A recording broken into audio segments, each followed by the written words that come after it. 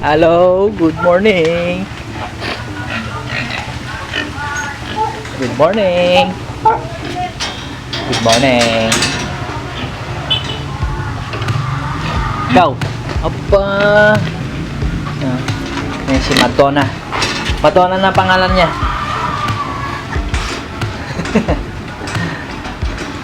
Sinira mo yung ano Sinira mo yung walis tingting So, kinalat yung walis tingting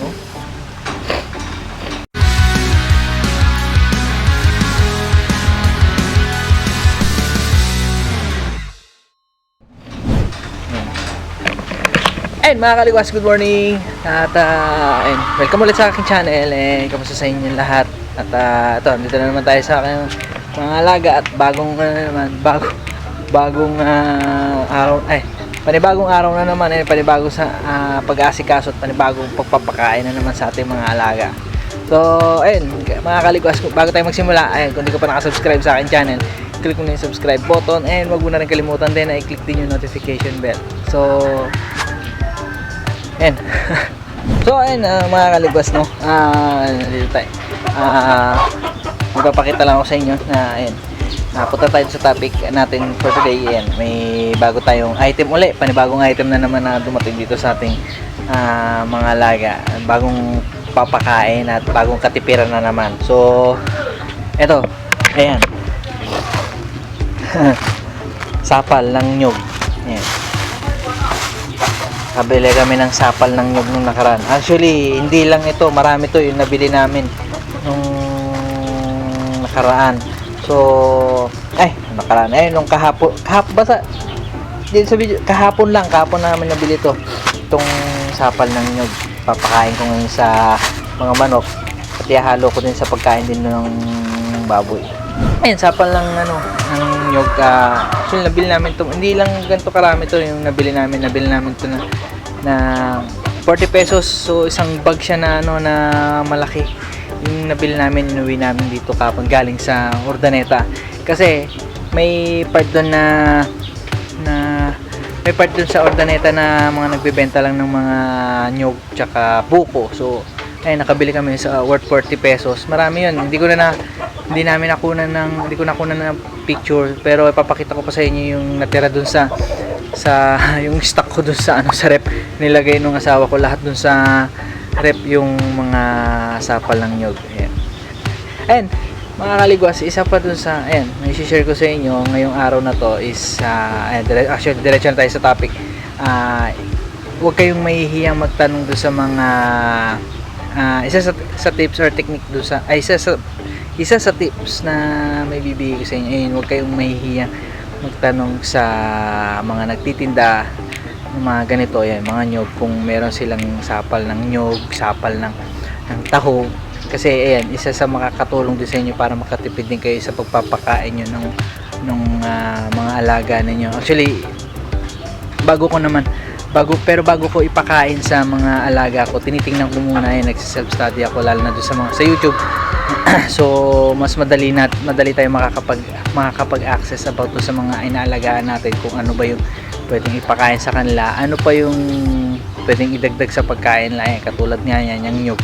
So, ayan, huwag kayong mahihiya magtanong kung meron silang ganito, may sapal, may mga pinagtabasan ba kayo ng gulay yan, lalo na sa mga palengke yan. Kasi ginagawa ko yan pagka nandun na rin lang din ako, ba't di ko pa tanungin. So, ayan, sapal ng nyug. So, i-start natin pakain sa kanila. Ayan mga kaligwas, yan lang yung may share ko ngayong araw na to. Huwag kayong mahihiyang magtanong kung meron silang binebenta or pinamimigay. So, at least isa na rin yan para makatipid kayo ng pagpapakain nyo ng mga alaga ninyo. So, yun yung topic natin for today. Mga kaligwas, samahan nyo ulit ako. Pakakainin muna natin itong mga alaga ko. Konti lang yung alaga ko ngayon. Pero yung pakain, sobrang dami naman. So, simulan na natin yung pagpapakain. Pinakawalan ko na muna yung mga alaga kong sisiw. Kaso nasan yung mga Brahma? Ayun, nagtago yung isa. Yung isa naman nawawala. Nasaan yung isa? Ayan, nandun silang dalawa. Yung dalawang Brahma. Hindi sila hindi sila naghihiwalay. Ayaw nila maghiwalay. So may natira pa, ayan oh, yung pinakain ko binigay ko sa kanila nung kahapon. Ayan. Pinakawalan ko na muna. Then pakakawalan ko muna sila dito sa labas para ayun lang, kailangan ko lang bantayan kasi yun nga, nung nakaraan inaaway, tapos yung dalawang inahin nagsasabong. Baba muna, baba. Oh, ayan, diba? Oh, nag-away.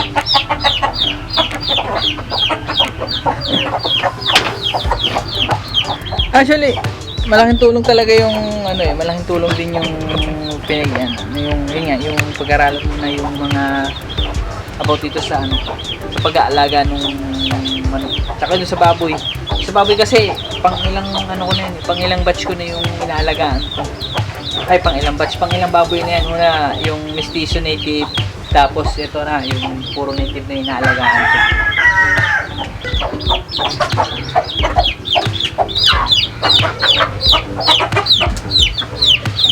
Wait lang.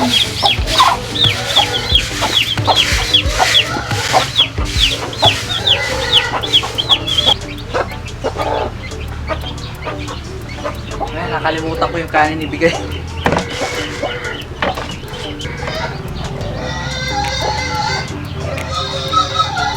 Minsan kasi pag may tira-tira kami kanin yun, sinasama ko na dito sa pagkain niya.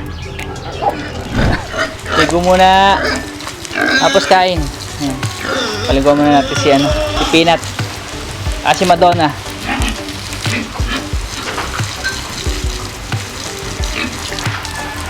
Tatago eh. Nga pala, mga kaligwas, please pa-comment naman sa baba kung pwede ba yung sapal ng nyug kapag buntis yung baboy.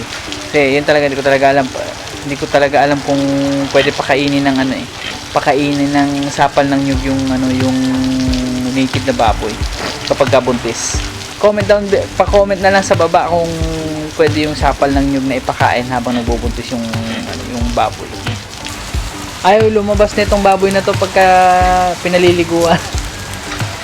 Nakapagbigay nga pala tayo nung kahapon, nung nakaraan yung sapal ng nyug, sinama natin doon sa pagkain niya sa trigo, naubos naman. Kaya wala natira. Hindi, may natira naman, kaso wala na, konti na lang, wala na. Ayan. Ito na ipapakain ko ngayon dun sa aking mga alaga, dun sa puti, kay Madonna. Ayan, yung trigo na may halong sapal ng nyug, tapos yung kay Peanut, lang muna, broadsaw, may kasamang darak. So, hindi ko kasi siya mapakain ng hindi ko masamahan ng ng nyug, yung sapal ng nyug, kasi baka mamaya hindi pwede sa kanya kasi nagbubuntis si Peanut, yung itim na native na baboy. So ito lang ang nilagyan ko. Ayun na, nagwawala na ngayon. Gugutom na. Kakatapos ko lang din kasi linisan yung kulungan nila. Kaya ngayon ko palang pakakainin din. Ngayong oras na, mag-alas 8 na yata.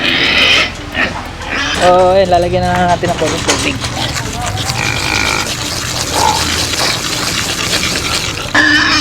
So ayan, ito yung natin menu para kay Madonna.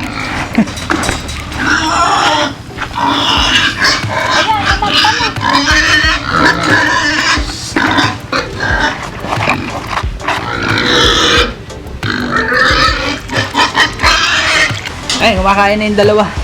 Pakain na rin natin. Yun yung isa, yung may halong sapal ng nyug. Ayan.